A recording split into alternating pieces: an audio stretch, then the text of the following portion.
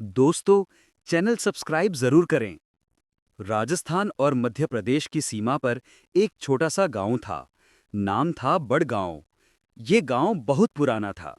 मिट्टी के कच्चे घर, चारों ओर फैली हरी भरी खेतियां और बीचों बीच एक प्राचीन कुआं।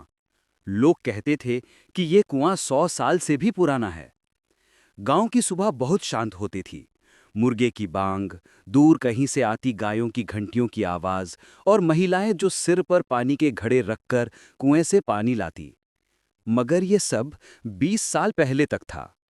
20 साल पहले अचानक गांव में एक अजीब सी बीमारी फैली थी। लोग बुखार में तपते और मर जाते।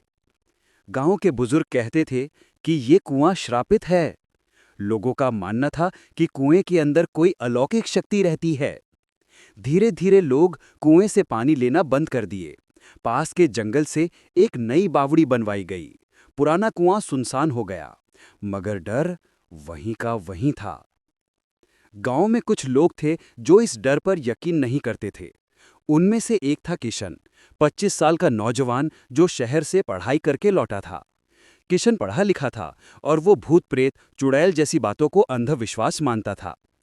किशन के दोस्त भोलू और कन्हैया उससे अक्सर कहते, अरे यार, रात को कुएं के पास मत जाना, वहां चुड़ैल रहती है, कई लोग गायब हो चुके हैं। किशन हंसकर कहता, भूत चुड़ैल कुछ नहीं होती, ये सब दिमाग का वहम है। एक दिन गांव का बूढ़ा पंडित पंडित हरिदास अचानक गायब हो गया। आखिरी बार उसे कुएं के पास देखा गया था। लोगों ने चारों तरफ ढूंढा, मगर वो नहीं मिला। गांव में अफवाह फैल गई कि कुएं की चुड़ैल उसे ले गई। रात को कुछ लोगों ने कुएं से औरत की डरावनी हंसी सुनी। इसके बाद गांव के प्रधान ने कुएं को पक्के पत्थरों से ढकवा दिया, मगर रात की हंसी बंद नहीं हुई। एक बार की बात है, किशन अपने दोस्तों के साथ कुएं के पास से गुजर रहा था। उसने पत्थर उठाकर कुएं के ऊपर फेंका और बोला, अरे चुड़ैल बहन, अगर तू है तो बाहर आ जा। अचानक कुएं के अंदर से तेज हवा का झोंका उठा। सब डरकर भागे। किशन भी चुप हो गया, मगर वो अंदर से अब भी मानता था कि ये सब हवा और अंधेरे का खेल है। गांव की बुजुर्ग दादी दादी गौरी बताती थीं कि 100 साल पहले यहाँ रत्नावती नाम की एक औरत रहती थी। वो बेहद खूबसूरत थी, मगर गांव वाले कहते थे कि वो तांत्रिक विद्या जानती थी। कहानी थी कि गांव के कुछ जमींदारों ने उसकी जमीन हड़पने के लिए उसे मार डाला और उसकी लाश कुएं में फेंक दी। मरते वक्त उसने शाप दिया कि इस गांव का चैन इस कुएं में ही डूबेगा। तब से कहते हैं कि उसकी आत्मा कुएं में भटकती है। किशन को ये सब कहानियां झूठ लगती थी। उसने सोचा, मुझे सच जानना होगा। मैं रात को कुएं के पास जाऊंगा और देखूंगा कि असलियत क्या है। उसके दोस्तों ने मना किया। दादी गौरी ने भी कहा, बेटा, पंडित हरिदास के बाद कोई उधर नहीं गया, तू मत जा। मगर किशन नहीं माना। उसने ठान लिया कि आज रात सच सामने आएगा। गांव में उस दिन शाम का माहौल अजीब सा था। आसमान में काले बादल छा गए थे, हवा में नमी थी और पेड़ों के पत्ते सरसराते हुए जैसे कोई चेतावनी दे रहे हों। मगर किशन के दिमाग में बस एक ही बात थी कि आज रात सब सच सामने आ जाएगा। उसने अपने दो दोस्तों भोलू और कन्हैया को बुलाया। सुनो, तुम दोनों मेरे साथ चलोगे? किशन ने कहा। भोलू का चेहरा डर से पीला पड़ गया। अरे भाई, कुएं के पास रात को? तू पागल हो गया है क्या? कन्हैया ने भी हिचकिचाते हुए कहा। किशन, ये मजाक नहीं है। दादी गौरी ने बताया ना, पंडित हरिदास यहीं से गायब हुआ था। किशन मुस्कुराया। अगर पंडित जी गायब हुए तो इसका मतलब ये नहीं कि कोई चुड़ैल होगी। हो सकता है वो जंगल में कहीं गिरे हों। हमें बस ये सच जानना है। रात के ठीक 11 बजे तीनों लड़के लालटेन और लाठी लेकर कुएं की ओर निकले। गांव के लोग जल्दी सो जाते थे, इसलिए सड़कों पर सन्नाटा था। सिर्फ कुत्तों के भौंकने की आवाजें आ रही थीं। जब वे कुएं के पास पहुंचे तो दूर से ही वो जगह डरावनी लग रही थी। कुआं पुराने पीपल के पेड़ों से घिरा था। उनकी टेढ़ी मेढ़ी शाखाएं चांदनी में किसी राक्षस के हाथों जैसी दिख रही थीं। किशन ने जैसे ही लालटेन जमीन पर रखी, अचानक हवा का एक तेज झोंका आया। लालटेन की लौ कांपी, मानो बुझ जाएगी। भोलू ने घबराकर कहा, किशन, ये ठीक नहीं लग रहा, चलो वापस चलते हैं। किशन ने उसे चुप कराया। डरपोक कहीं का, ये सब हवा का खेल है। तभी कुएं के अंदर से पानी की छींटों जैसी आवाज आई, मगर सबको पता था कि कुआं सूखा पड़ा है। फिर पानी की आवाज कैसे? अचानक कुएं के अंदर से एक औरत की हंसी गूंजी। वो हंसी ठंडी, नुकीली और डर से भरी हुई थी। कन्हैया और भोलू डरकर पीछे हटे, मगर किशन ने हिम्मत दिखाई। वो कुएं के किनारे झांकने लगा। अंदर गहरा अंधेरा था, मगर अचानक उसे लगा कि कुएं की गहराई में सफेद कपड़ों में एक परछाई खड़ी है। किशन ने आवाज लगाई, कौन है वहां? बाहर आओ। कोई जवाब नहीं आया, मगर परछाई धीरे धीरे ऊपर उठती दिखी। हवा ठंडी हो गई। पेड़ों की शाखाएं ऐसे हिलने लगीं जैसे तूफान आने वाला हो। भोलू चिल्लाया, किशन, भाग, ये वही चुड़ैल है। किशन ने देखा कि वो परछाई अचानक हवा में गायब हो गई। कुआं फिर से शांत हो गया। बस दूर कहीं सियारों की हुआं हुआं गूंजने लगी। किशन के दिमाग में सवालों का तूफान था। ये परछाई कौन थी? कुएं में आवाजें क्यों आती हैं? क्या सच में यहां कोई आत्मा है? उसने ठान लिया कि अगले दिन वो दादी गौरी से इस कुएं का पूरा सच जानेगा। अगले दिन गांव में ये खबर फैल गई कि किशन और उसके दोस्त रात को कुएं तक गए थे। लोग तरह तरह की बातें करने लगे। कोई कहता, ये सब पाप है, जो भी वहां जाता है उसका बुरा होता है। दूसरा कहता, किशन की जान खतरे में है। दादी गौरी ने किशन को बुलाया और कहा, बेटा, तू आग से खेल रहा है। इस कुएं की कहानी बहुत पुरानी है, अब तू सुन ही ले। और फिर दादी ने उस औरत रत्नावती की पूरी कहानी बतानी शुरू की कि कैसे उसकी हत्या हुई और क्यों उसकी आत्मा कुएं में भटकती है। कुएं के पास का बरगद का पेड़ धीरे धीरे हिल रहा था। शाम का धुंधलका फैल चुका था। किशन दादी गौरी के पास बैठा था। दादी की आंखों में उम्र का साया था, मगर उनकी आवाज में एक डर था जो दिल तक उतर जाता था। दादी ने गहरी सांस ली और बोली, बेटा किशन, ये कहानी 100 साल पुरानी है। उस समय ये गांव बड़ा अमीर हुआ करता था। चारों ओर खेती बाड़ी, ऊंचे ऊंचे महल जैसे घर और बड़े बड़े जमींदार रहते थे। इसी गांव में एक औरत रहती थी, रत्नावती। वो सुंदर थी, मगर उससे भी ज्यादा उसकी बुद्धि और हिम्मत की लोग मिसाल देते थे। पति की मौत के बाद उसने अकेले ही अपने खेत संभाले।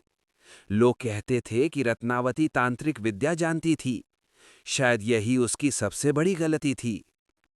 गांव के दो बड़े जमींदार, ठाकुर रणविजय और ठाकुर भीम सिंह, रत्नावती की जमीन पर नजर गड़ाए बैठे थे। उन्होंने कई बार उसे शादी के बहाने फंसाने की कोशिश की, मगर रत्नावती ने हमेशा मना कर दिया। गांव के लोग कहते थे, रत्नावती से पंगा मत लेना, वो विद्या जानती है, उसका सांप लगेगा। मगर जमींदारों को लालच ने अंधा कर दिया। उन्होंने एक रात रत्नावती को कुएं के पास बुलाया। रत्नावती को लगा कि ये लोग माफी मांगने आए हैं, मगर ये उनकी चाल थी। ठाकुर भीम सिंह ने कहा, रत्नावती, हम चाहते हैं कि तुम हमें ये जमीन बेच दो। रत्नावती ने गुस्से में कहा, मेरे पति की निशानी है ये जमीन, मैं कभी नहीं बेचूंगी। इतना सुनते ही रणविजय ने पीछे से वार किया। रत्नावती गिर पड़ी और दोनों ने मिलकर उसकी गला दबाकर हत्या कर दी और उसकी लाश कुएं में फेंक दी। मरते वक्त रत्नावती की आंखें खून जैसी लाल थीं। उसने आखिरी सांस लेते हुए कहा, तुम लोगों का ये गांव चैन से नहीं रहेगा। मैं इस कुएं से जुड़ गई हूं। जब तक इंसाफ नहीं होगा, मेरी आत्मा चैन से नहीं सोएगी। कहते हैं, उसी रात से कुएं से औरत की हंसी सुनाई देने लगी। ठाकुर रणविजय और भीम सिंह कुछ ही दिनों में रहस्यमयी मौत मरे। एक की लाश खेत में मिली, दूसरे की कुएं के पास। लोगों ने कहना शुरू कर दिया कि रत्नावती का सांप सच हो गया। धीरे धीरे लोगों ने कुएं से दूर रहना शुरू कर दिया। जो भी वहां गया या तो बीमार हुआ या गायब हो गया। गांव के बुजुर्ग कहते थे, रत्नावती की आत्मा हर अमावस्या की रात कुएं से बाहर आती है। कई लोगों ने रात में सफेद कपड़ों में एक औरत को कुएं के पास रोते और हंसते देखा था। दादी गौरी की कहानी सुनकर किशन के दिल में डर तो बैठ गया, मगर साथ ही जिज्ञासा और बढ़ गई। उसने सोचा, अगर ये आत्मा इंसाफ चाहती है तो मुझे सच्चाई पता करनी होगी। किशन ने तय किया कि वो अगली अमावस्या की रात कुएं के पास जाएगा और रत्नावती की आत्मा से सामना करेगा। गांव में अगले हफ्ते अमावस्या आने वाली थी। लोग अपने अपने घरों में ताले लगाकर जल्दी सोने लगे। कोई भी रात को बाहर नहीं निकलता था। मगर किशन ने लालटेन, कैमरा और अपने दोस्तों के साथ जाने का प्लान बनाया। वो इस रहस्य का पर्दाफाश करना चाहता था। अमावस्या की रात। आसमान में एक भी तारा नहीं था। हवा में अजीब सी ठंडक थी। ऐसा लगता था जैसे पूरी प्रकृति भी आज की रात को लेकर सहमी हुई हो। गांव के लोग अपने दरवाजे बंद कर चुके थे। कुत्ते भी अजीब तरह से हुआ हुआ कर रहे थे। पीपल के पेड़ की शाखाएं हवा में ऐसे झूम रही थीं जैसे कोई अदृश्य हाथ उन्हें हिला रहा हो। मगर किशन के दिल में आज एक ही इरादा था, मैं सच्चाई जानकर रहूंगा, चाहे जो हो। कुएं की ओर यात्रा। किशन के साथ उसके दोस्त भोलू और कन्हैया भी थे। तीनों के हाथ में लालटेन थी। रास्ते में मिट्टी उड़ रही थी और चारों ओर सन्नाटा पसरा था। भोलू ने डरते हुए कहा, किशन, मुझे नहीं लगता ये सही है। लोग कहते हैं चुड़ैल आज के दिन सबसे ज्यादा गुस्से में होती है। किशन ने जवाब दिया, डरने की जरूरत नहीं। अगर उसकी आत्मा है भी तो मैं उससे सच पूछूंगा। जैसे ही तीनों कुएं के पास पहुंचे, अचानक हवा का तेज झोंका आया। लालटेन की लौ कांपी। कुएं के चारों ओर सन्नाटा था, मगर ऐसा लग रहा था जैसे कोई अदृश्य निगाहें उन पर टिकी हों। अचानक कुएं के अंदर से किसी औरत के रोने की आवाज आई। हूं, हूं, हूं। भोलू कांप उठा। किशन, ये रोने की आवाज तूने सुनी? किशन का दिल भी तेज धड़क रहा था, मगर उसने हिम्मत की। कुएं के अंदर गहरी अंधेरी गहराई थी। अचानक एक सफेद साया कुएं से बाहर निकलने लगा। वो लंबी, खुले बालों वाली औरत थी। उसका चेहरा आधा अंधेरे में था, मगर उसकी आंखें लाल आग की तरह जल रही थीं। उसने चीख कर कहा, कौन है जो मेरी नींद में खलल डाल रहा है? भोलू और कन्हैया डर से भागने ही वाले थे, मगर किशन ने कांपते हुए कहा, तुम रत्नावती हो? सफेद साया धीरे धीरे आगे बढ़ा। उसकी आवाज भारी और कांपती हुई थी। हां, मैं रत्नावती हूं। मुझे धोखा देकर मारा गया। मेरी आत्मा को अब तक शांति नहीं मिली। किशन ने पूछा, तुम चाहती क्या हो? रत्नावती की आंखों से आंसू बहने लगे, मगर वो हंसी भी।